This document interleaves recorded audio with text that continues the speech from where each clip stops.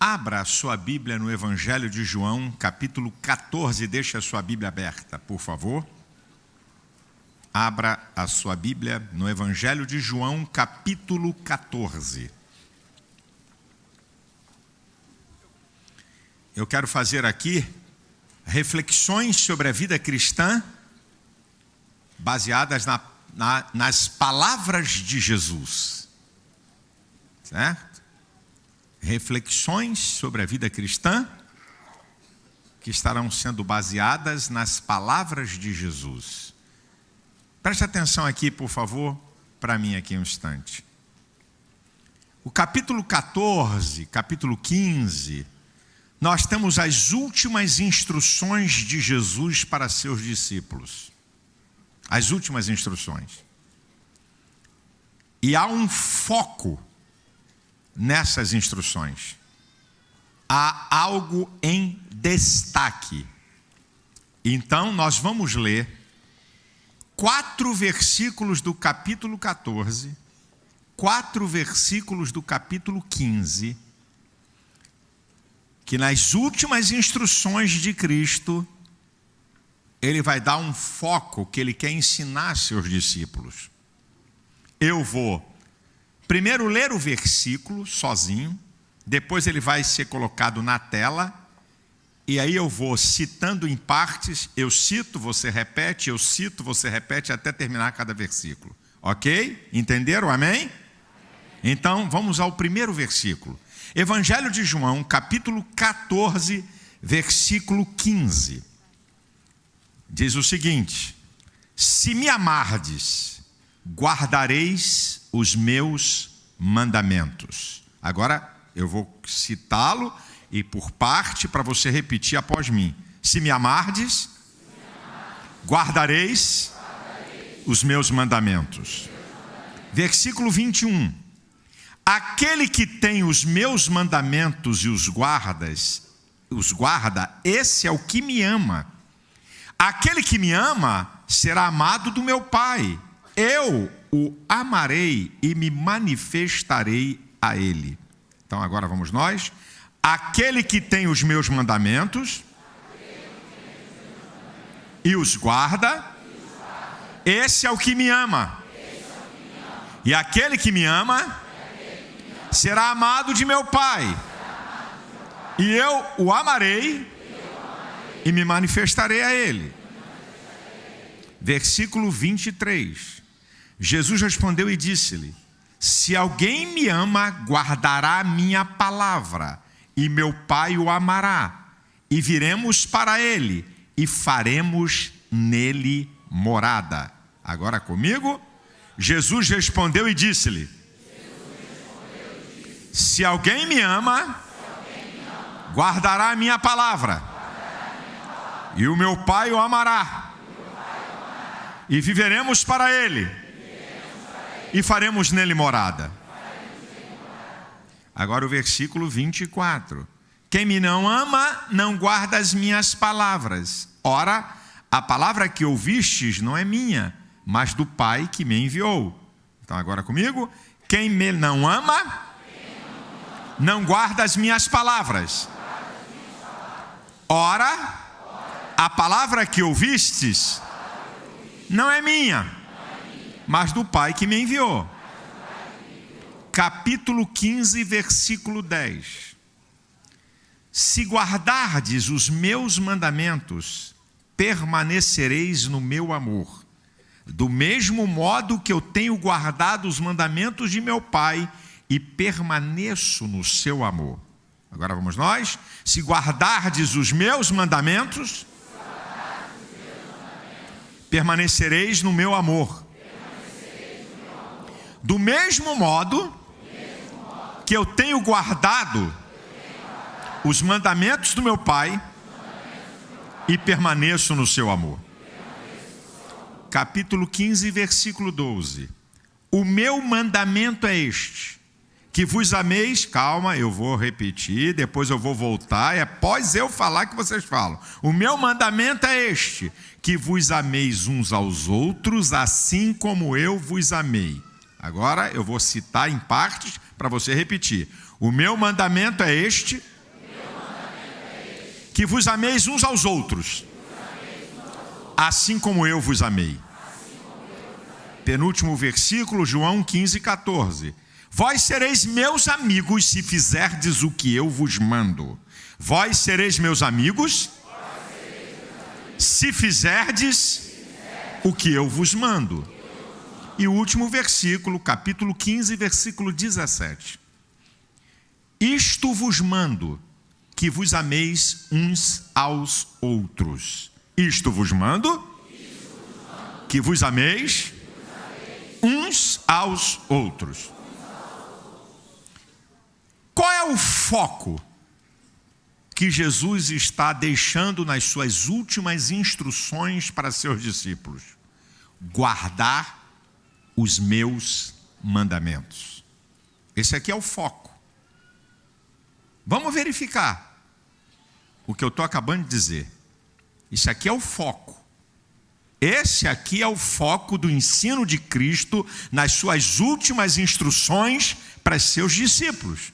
Guardar os meus mandamentos. Agora preste atenção, você não precisa repetir. A prova que você ama a Deus, a prova que você ama a Cristo, é guardar os seus mandamentos. Vou repetir para você, João 14, 15, 21 e 23. Se me amardes, guardareis os meus mandamentos. Versículo 21. Aquele que tem os meus mandamentos e os guarda, esse é o que me ama. E aquele que me ama será amado de meu Pai, eu o amarei e me manifestarei a ele. Versículo 23. Jesus respondeu e disse-lhe: se alguém me ama, guardará a minha palavra, e meu Pai o amará, e viremos para ele, e faremos nele morada. Você prova que você ama a Cristo se guardar os seus mandamentos. E essa terminologia, guardar os mandamentos, significa obedecer a sua palavra, cumprir a sua palavra. Esse é o significado. Aquele que cumpre a sua palavra, de fato, como prova real, é a manifestação de que você ama o Senhor. Agora, olha o que está o texto dizendo. A verdade é que quando você obedece o mandamento do Senhor, você prova que você permanece nele. Isso é prova do seu relacionamento com ele. Capítulo 15, versículo 10. Se guardardes os meus mandamentos, permanecereis no meu amor, do mesmo modo que eu tenho guardado os mandamentos de meu Pai e permaneço no seu amor. Ele está dizendo que a única maneira de você manter relacionamento, permanecer, é a palavra que ele está usando, é você guardar os seus mandamentos, isso é, praticar a sua palavra. Da mesma maneira que ele praticava aquilo que Deus o mandou. É uma prova de que você tem relacionamento com ele, é quando você obedece a sua palavra.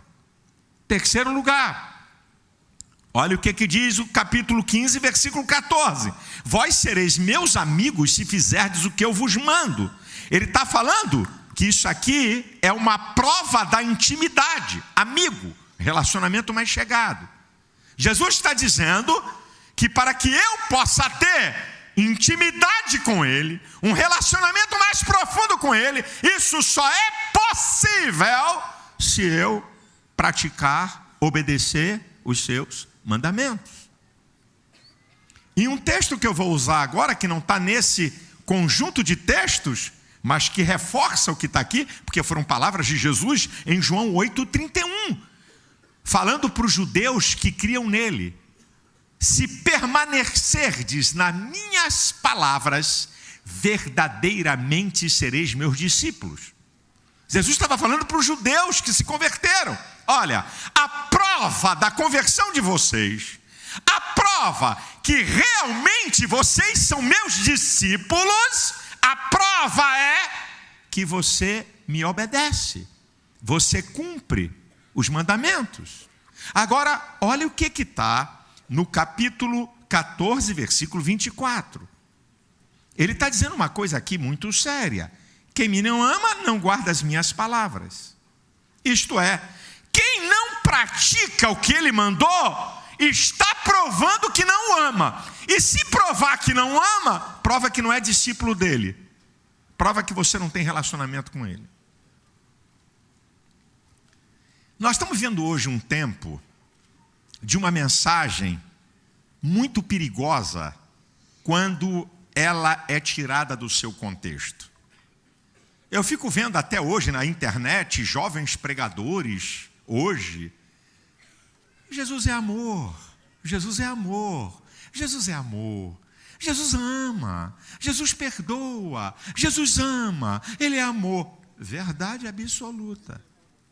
Só que essa mensagem, tirada do seu contexto, ela leva para uma fé leviana. Não tem problema, Jesus é amor, pode adulterar. Não tem problema, Jesus é amor, pode dar golpe nos outros. Não tem problema, Jesus é amor, pode brigar e arrumar guerra com o irmão. Olha, não tem problema, Jesus é amor, não precisa ter compromisso nenhum com o reino. Olha, Jesus é amor, apareça aqui num ritual religioso no domingo de Santa Ceia e tá bom. Esse é o perigo dessa mensagem. Porque Jesus, na sua última instrução, bem focada, repetida vezes, olha aqui minha gente, se você não guarda o meu mandamento, isso é, se você não pratica a minha palavra, número 1, você não me ama. Número 2, você não tem nada comigo. Número 3, não tem intimidade comigo. Número 4, você não é meu discípulo.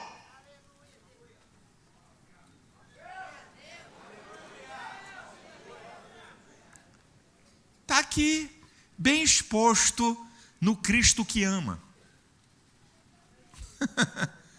Está aqui bem exposto mesmo. Nós estamos enganados. Nós estamos enganados com o Evangelho. Por isso que eu fiz questão de ler e depois fazer você repetir. Porque a repetição é pedagógica para você guardar. Então, afinal de contas, o que é que ele tem mandado? Vamos analisar alguma coisa que ele tem mandado. Porque o segredo é obedecer o que ele tem mandado.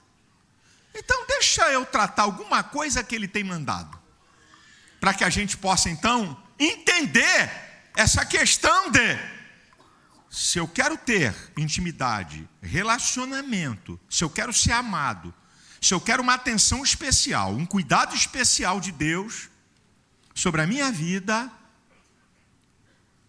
eu tenho que obedecer, cumprir o que ele mandou. Eu escolhi algumas coisas que ele mandou. E a primeira é que está aqui dentro do texto. A primeira está aqui dentro do texto. A primeira coisa que ele mandou. Sabe o que ele mandou? Nos amar. Capítulo 15, versículo 12. O meu mandamento é este, que vos ameis uns aos outros, assim como eu vos ameis. E o versículo 17, ele é direto. Isso vos mando. Não está pedindo nada. Que vos ameis uns aos outros. E um outro texto que está fora daqui, que é João 13:35, e nisto todos conhecerão que sois meus discípulos. O verbo está no futuro. E nisto todos conhecerão que sois meus discípulos, se vos amardes uns aos outros. Eu queria entender como é que um crente em Jesus não sabe liberar perdão, não sabe liberar misericórdia. Porque misericórdia, perdão, benignidade estão debaixo do guarda-chuva do amor. Por isso que Paulo diz em Colossenses 3:12, revesti-vos como santos, eleitos de Deus, de entranhas, de misericórdia, de benignidade, de humildade, de mansidão, suportando-vos uns aos outros, perdoando-vos uns aos outros. Se algum tem queixa contra o outro, assim como Cristo vos perdoou, assim também fazei vós. E sobretudo revesti-vos do amor, que é o vínculo da perfeição. O que Paulo está dizendo é o seguinte: sem o amor nada é completo. Sem amor, perdão não é completo. Sem amor, bondade não é completa. Sem amor, compaixão não é completa. Eu queria entender, como é que um crente vem para a Santa Ceia, na maior cara de pau, comer o pão da comunhão com os santos e com Cristo, beber o vinho, só que não fala com o irmão porque teve uma picuinha, porque falou mal de você, porque disse uma coisa que você não gostou, porque falou sei lá o quê, porque te caluniou, porque te difamou? Meu irmão, deixa eu dizer uma coisa para você. Como é que eu e você vamos exercitar o cristianismo se alguém não nos ofender?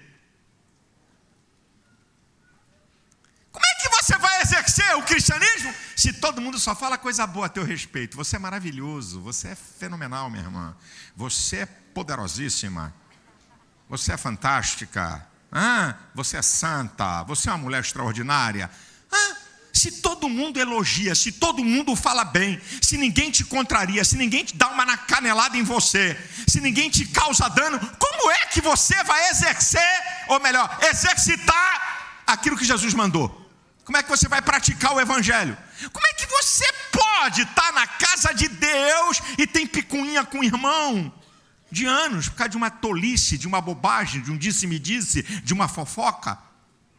Eu também queria entender, e agora eu vou estender, porque tem gente pela internet, vai para a televisão. Eu queria entender esses pastores, eu não sei quem chamou esses caras. Você não pode ter relacionamento com ninguém, só com membros dessa igreja.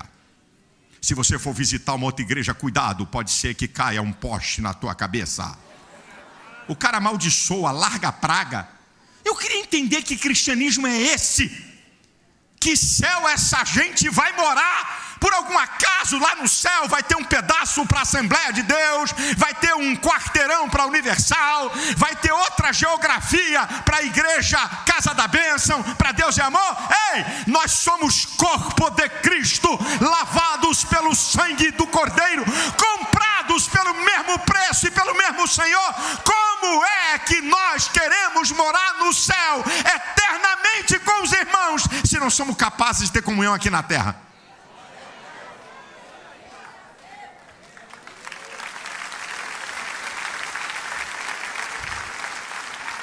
Pastor que amaldiçoa a crente, rapaz. Se for visitar outra igreja, eu queria saber quem chamou esses caras. Que evangelho é esse que esses caras estão pregando? Eles aprenderam isso aonde? Não foi com a Bíblia nem com Cristo. Isso vos mando. Jesus não deu nem minhas palavras, Jesus foi direto. Eu estou mandando que vos ameis uns aos outros. Quer ser meu discípulo? É o que Jesus está falando, não sou eu. Eu não estou inventando teologia, está aqui explícito na Bíblia. Não está nem implícito, está explícito. Como é que pode isso? Tem desavença? Tem. Eu posso provar para você na Bíblia. Paulo e Barnabé, o pau comeu entre os dois. Está lá em Atos 15, 39. Houve uma violenta discussão que eles se separaram. Mas por que não teve reprimenda para Paulo e Barnabé? Por que o Espírito Santo não chamou a atenção de Paulo e Barnabé pela uma discordância entre eles? Sabe por quê? Porque a discordância deles só foram apenas no campo das ideias. Agora, em Filipenses 4:2, está dizendo assim: rogo a Evódica e a Sintique que sintam o mesmo. Mudou a história. Houve uma dissensão que mexeu no emocional, que trouxe suspeita, que trouxe amargura. Hebreus 12:15 diz: ninguém se prive da graça de Deus, e alguma raiz de amargura brotando vos perturbe, e por ela muitos se contaminem. Porque uma pessoa amargurada contamina outras. Uma pessoa que tem suspeito contra outra arruma amiguinhos para terem suspeito também. Você não tem nada a ver com peixe, e você passa a suspeitar de um outro irmão porque o outro contou alguma coisa para se defender.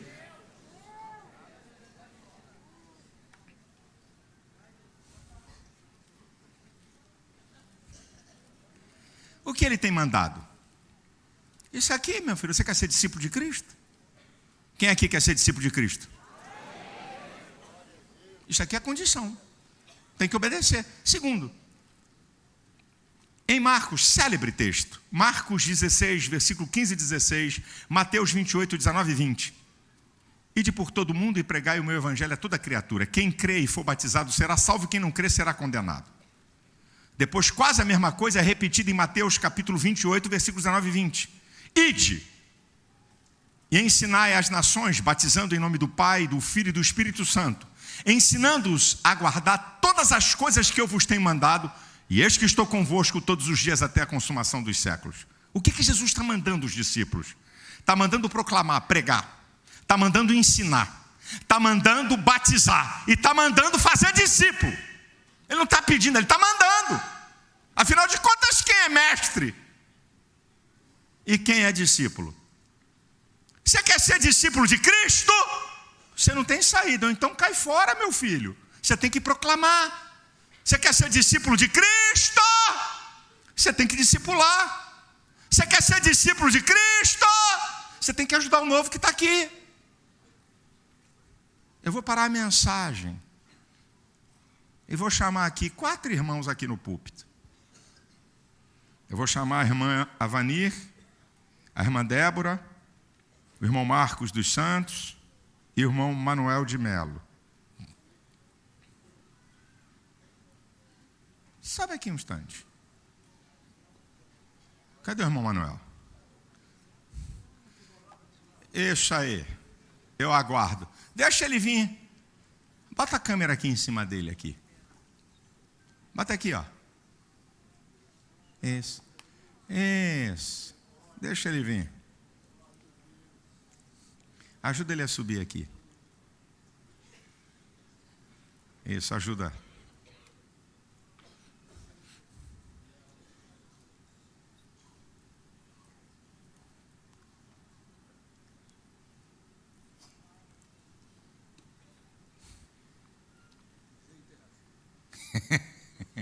Como está o senhor?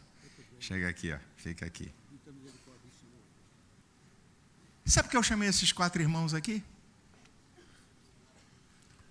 Esses 4 irmãos aqui. Tem alguns outros, sim. Mas não tem outros tantos. Esses irmãos aqui. Toda vez que uma pessoa aceita Jesus, você pode ver que eles estão aqui.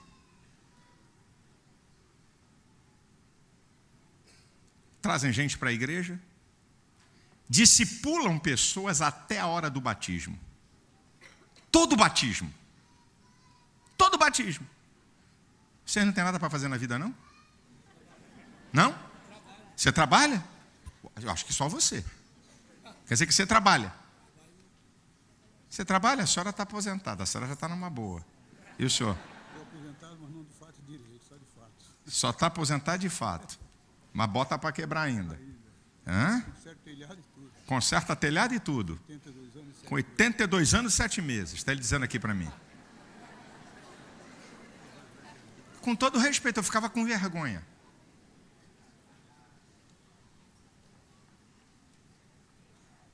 Será que só eles são discípulos de Cristo? Um dia desse, o pastor Rogério, que coordena o trabalho aqui de discipulado, muita gente aceitou a Jesus, tinha muita gente para discipular. Deixa eu ligar para irmãos que já discipularam. Fulano, dá para ajudar? Ah, não, estou com muita coisa para fazer.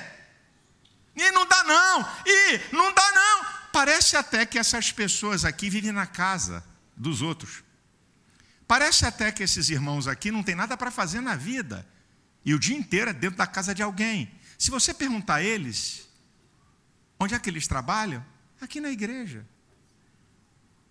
A maior parte do tempo aqui, eu estava brincando hoje de manhã, também aquela ferramenta que você usa para brincadeira, eles usam para evangelizar. Sabe, o zap, sabe? Passar um zap, como é que está você? Já chegou na igreja? Já veio? É o que eles fazem. Um dia desse, o irmão Manuel estava aqui numa esquina, aí passou um obreiro, falou para ele, o que você está fazendo aqui? Eu estou esperando um cara que marcou para vir aqui, para me conversar com ele sobre o evangelho. E ele estava meio danado, porque o cara não estava chegando, estava fora da hora. Esse camarada mora aqui na praça Panamá. Mora aqui na praça. Veio de São Paulo para cá. Já conhece a história. Já conhece a história. Por que esses irmãos, todo batismo, tem gente que está sendo batizada que eles discipularam?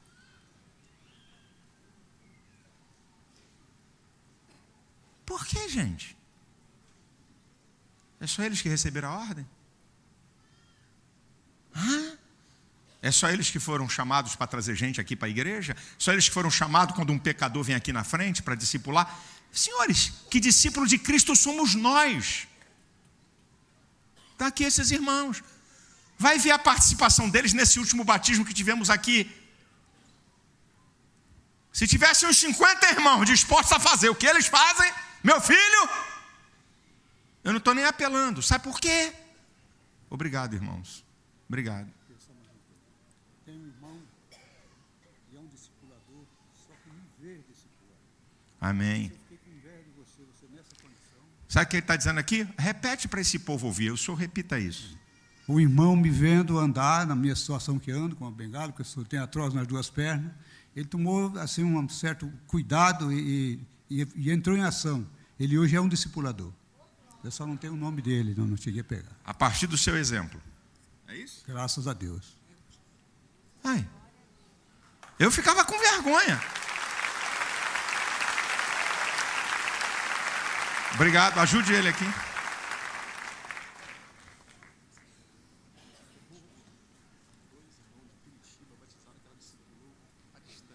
Aqui a irmã Ivani, duas pessoas se batizaram em Curitiba, que ela discipulou à distância. Você sabe qual é a questão, meu irmão? Com todo respeito a vocês. Sabe qual é a questão? É que o culto vai acabar, a mensagem vai acabar e grande parte de vocês vão continuar a mesma coisa. Não muda nada. Fico até com remorso, mas remorso não muda ninguém. Fico até apreensivos, mas a apreensão não muda ninguém. O que muda é decisão da vontade e atitude. Será que você não se envergonha de tantos e tantos anos estar dentro de uma igreja e nunca ajudou uma pessoa a se batizar? Nunca, e não precisa estar na casa dela, não precisa ela levar para a tua casa, encontrar aqui domingo, num culto. É o que esses irmãos fazem na maioria. E ajudar as pessoas, e convidar pessoas do relacionamento e trazer para a igreja. Irmãos, que discípulos de Cristo somos nós. Se o mestre dá uma ordem para você proclamar o evangelho, se o mestre dá uma ordem para eu e você fazermos discípulos, e nós estamos aqui na igreja como religiosos, aquela raça que Jesus não suportava, e a gente pensa que vida cristã é porque eu dou dízimo e oferta, e vem a Santa Ceia, e vem o domingo à igreja. Que evangelho falido é esse, povo de Deus?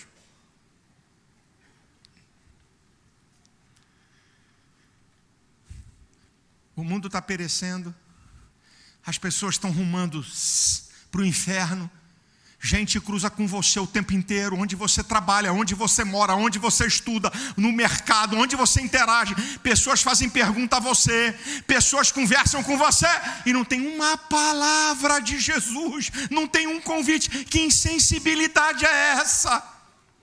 A minha oração, meu irmão, é que esse culto vai acabar, o Espírito Santo te incomode de tal forma que você mude a sua atitude e você vai ver coisa que você nunca viu na tua vida, porque eu sou profeta, porque quando você busca o reino de Deus em primeiro lugar, há um movimento no mundo espiritual para Deus realizar coisas na tua vida que você nunca viu, nunca sentiu, nunca entendeu e nunca experimentou. Esse aleluia é fraco, sabe por quê? Porque se eu estivesse dizendo aqui, irmãos, Deus vai fazer milagre, Deus vai abrir porta grande, você estava alvoroçando, mas como o que eu falei depende da sua atitude, então a tua reação é a reação da sua atitude. Deus não me chamou para falar coisa que você quer ouvir. Eu não vou ser responsabilizado diante de Deus. Eu estou pregando aqui o que eu peço a Deus para pregar. Eu ia pregar sobre a autoridade espiritual. Avisei na ceia passada. O Espírito Santo falou para mim, você não vai pregar nada disso, você vai falar o que eu quero. Sabe por quê? Aprenda isso aqui. Quando as 7 cartas foram enviadas às igrejas, Deus não falou ao grupo diaconal, a união das mulheres vitoriosas, dos homens vencedores, do departamento de escola dominical, das intercessoras, ao anjo da igreja. Deus falou ao pastor para falar à igreja. E eu estou sendo usado aqui nessa noite para falar para vocês que está na hora de uma mudança radical nesse estilo de vida cristã que você tem há anos e anos e não se move. Não se move para pregar para ninguém, não se move para convidar ninguém, não se move para ajudar alguém que aceita Cristo, quando irmãos, até com deficiências, se colocam à disposição do reino de Deus. Quando irmãos não estão dando o tempo todo para isso, mas usam alguma coisa do tempo para cumprir aquilo que Jesus mandou, porque são discípulos de Cristo. Pense. 3. Mandamentos do Mestre. Capítulo 15, versículo 16.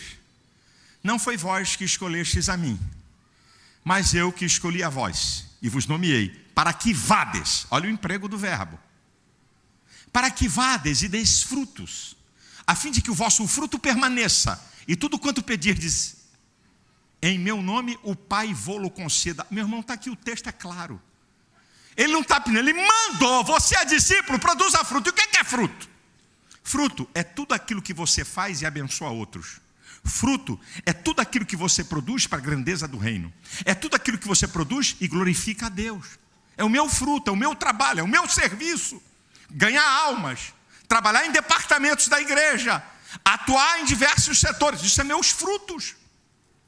Eu nomeei vocês para serem produtores de frutos, e aí o resultado está no texto. E tudo quanto pedirdes em meu nome, o Pai vô-lo conceda. A gente quer a resposta de Deus, mas não quer a condição de Deus. Eu estou mostrando para você, isso aqui é Bíblia. Você quer ver mais uma? Mais uma para você. Mateus capítulo 7, versículo 21. Nem todo aquele que diz Senhor, Senhor entrará no reino dos céus, mas aquele que faz a vontade de meu Pai que está nos céus. O capítulo 5, 6 e 7 de Mateus são os capítulos das leis do reino. As leis do reino para os discípulos. No capítulo 5, versículo 1 e 2, lembra? Jesus estava no monte, os seus discípulos chegam para ele e ele começa a os ensinar. Começa a falar sobre suas regras. Aí você chega no capítulo 7, versículo 21 e diz, olha, não é aquele que diz, aleluia, glória a Deus, linguagem contextualizada. Não é aquele que diz, eu sou de Cristo. É aquele que faz a vontade de meu Pai que está nos céus. Não é o que diz, é o que pratica. Qual é a vontade de Deus? O que é que Deus quer? Qual é a sua vontade? 1 Tessalonicenses capítulo 4, versículo 3 diz, esta é a vontade de Deus, a vossa santificação, que vos abstenhais da prostituição. Ser santo, afastado dos pecados da área sexual, prostituição, adultério, homossexualismo. Vontade de Deus. 1 Tessalonicenses 5,18. Em tudo dai graças, porque esta é a vontade de Deus em Cristo Jesus nosso Senhor. Jesus era um ser grato. Quando ele parte o pão, ele dá graças. Quando ele vai multiplicar, na segunda multiplicação dos pães, ele dá graças. Quando ele vai ressuscitar Lázaro, ele dá graças. João 11:41. Jesus era um ser grato a Deus. Quando você é um ser grato, é porque você reconhece a soberania e o favor de Deus sobre a sua vida. O que é a vontade de Deus, meu irmão? 1 Pedro 2,15 diz que se fizermos o bem, nós tapamos a boca dos homens loucos. Se fizermos o bem, que é a sua vontade, tapamos a boca dos homens loucos. 1 João 2,17 diz, aquele que faz a vontade de Deus permanece para sempre. Eu sei que até o final é assim mesmo. É para te chocar. Eu estou falando aqui. Ué, se eu sou discípulo de Cristo, eu tenho que obedecer. O que é que ele manda? Estou mostrando alguma coisa que ele manda, não estou mostrando tudo não. É uma pincelada do que ele manda. Isso aqui é uma pincelada. Quer ver outra coisa que ele manda? Está lá em Mateus 22, 21. Muita gente finge que não quer entender. Dai a César o que é de César, dai a Deus o que é de Deus. Jesus estava falando para gente religiosa, fariseus, que praticava e obedecia a lei. Sabe o que Jesus está falando? Está falando do tributo de César. Cumpra a sua obrigação pagando imposto. E cumpra a sua obrigação sendo dizimista. É isso que Jesus está falando. Quem quiser torcer para outra coisa, fica à vontade. Jesus está tratando de recurso. Dai a César o que é de César, dai a Deus o que é de Deus. Eles entendiam isso, porque eram fariseus. Dizendo, aqui está, faça isso. Jesus está dizendo, faça isso. Jesus está mandando. Jesus não está dizendo assim, ó, se vocês quiserem, dê a César o que é de César. E se vocês quiserem, dê a Deus. Não, dai, é ordem. Dai a Deus o que é de Deus, dai a César o que é de César. É ordem, é discípulo de Cristo, ou obedece ou não obedece. Se obedece, é. Se não obedece, arruma outra coisa para ser. No mesmo capítulo, a partir do versículo 34, quando Jesus é interrogado qual é o grande mandamento, amar a Deus sobre todas as coisas, de todo o teu entendimento, de todo o teu coração, de todo o teu pensamento. Amar a Deus sobre todas as coisas. Nós amamos a Deus. Resto do tempo, resto das finanças, resto do talento para Deus. E nós estamos dizendo que amamos a Deus. Não somos nem capazes de cuidar de uma pessoa, um domingo que aceita Cristo, de dar um telefonema, de perguntar, tudo bem? Você está precisando de uma oração? Conta comigo, olha, eu estou na igreja. E se a pessoa disser, ai meu Deus, tomara que ela não diga, vem aqui na minha casa, aí não vai dar. Porque aí eu vou ter que gastar tempo. Nós estamos dizendo que amamos a Deus. Amamos a Deus? Irmão, nós estamos enganados. Eu estou chocando você para você entender o que realmente significa ser discípulo de Cristo. 7º lugar, escolhi só 7. Mateus 22. Lucas 22, 19 e 20. E Jesus com os discípulos, tendo dado graças, partiu o pão e disse, olha, esse é o meu corpo, oferecido por vós, fazer isso em memória de mim. Depois da ceia, pegou o cálice, e da mesma maneira, este cálice é a aliança do Novo Testamento, que foi derramado por vós. Ele deu uma ordenança à Santa Ceia. É uma ordem. Você é discípulo de Cristo? Se você é discípulo de Cristo, meu filho, você tem que obedecer isso. Eu estou dando aqui o mínimo do mínimo do mínimo do mínimo. Você quer saber o que Ele quer? Você quer saber qual é a sua vontade? Você quer saber quais são os seus mandamentos? Leia o Novo Testamento. O que Ele falou e o que os apóstolos repetem. Agora, meu irmão, tudo na vida tem um resultado. Preste atenção, eu vou terminar minha palavra. Tudo na vida tem um resultado. Quando Jesus falou, Jesus, quem é que falou? Jesus. Não foi Paulo, nem Pedro, nem João. Jesus, Marcos 4, 26.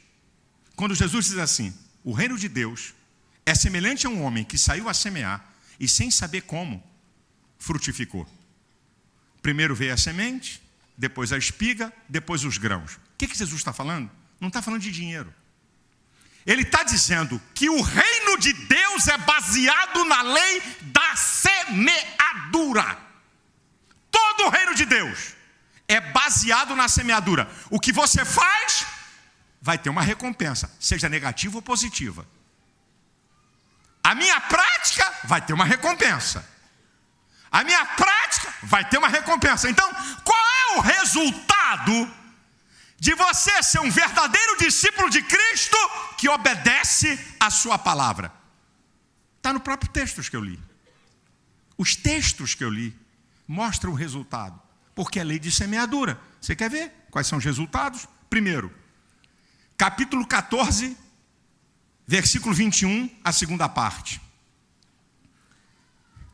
Aquele que tem os meus mandamentos e os guarda, esse é o que me ama. E aquele que me ama será amado de meu Pai. Até aqui. Aquele que me ama será amado do meu Pai. Amado por Deus significa um cuidado e um tratamento diferenciado. Aprenda aqui comigo uma coisa simples. Tem até um filme aí, eu acho. Os brutos também amam. O camarada pode ser ignorante, pode ser um brutamonte. Mas quando ele ama, ele se derrete para aquela pessoa. A mulher pode ser rixosa, enjoada, chata, cri-cri. Mas quando ama, se derrete.